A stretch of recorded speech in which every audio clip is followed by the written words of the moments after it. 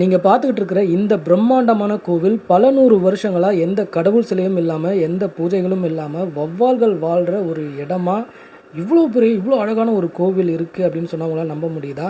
அதுவும் நம்ம தமிழ்நாட்டில் தான் இந்த கோவில் இருக்குது. எவ்வளோ பெரிய கோவில் பாருங்களேன்.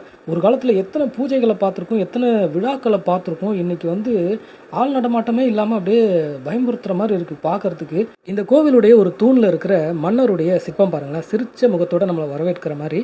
இந்த கோவிலை கட்டுறப்ப கூட அவர் நினச்சிருக்க மாட்டார் பின்னாளில் இந்த கோவில் இப்படி இருக்கும் அப்படின்னு நினச்சிருந்துருக்க மாட்டார். அவ்வளோ அழகான கோவிலுங்க. இது கருவறை உள்ளே எதுவுமே கிடையாது, எம்டியாக தான் இருக்குது. காலியான ஒரு இடமா வெட்ட வெளியாக இருக்குது.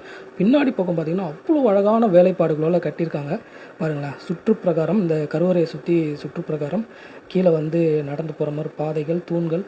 இப்படி ஒரு பிரம்மாண்டமான அழகான கோவிலை இப்போ கட்டணும்னா எவ்வளோ செலவாகும்? இந்த கோவில் இப்படி சும்மா வச்சுருக்காங்களே அப்படின்னு நினைக்கிறப்ப ஷாக்கிங்காகவும் ரொம்ப வேதனையாகவும் இருக்குது. இந்த கோவில் எங்கே இருக்குன்னா, நம்ம புகழ்பெற்ற திண்டுக்கல் மலைக்கோட்டையோட உச்சியில் தாங்க இந்த கோவில் இருக்குது.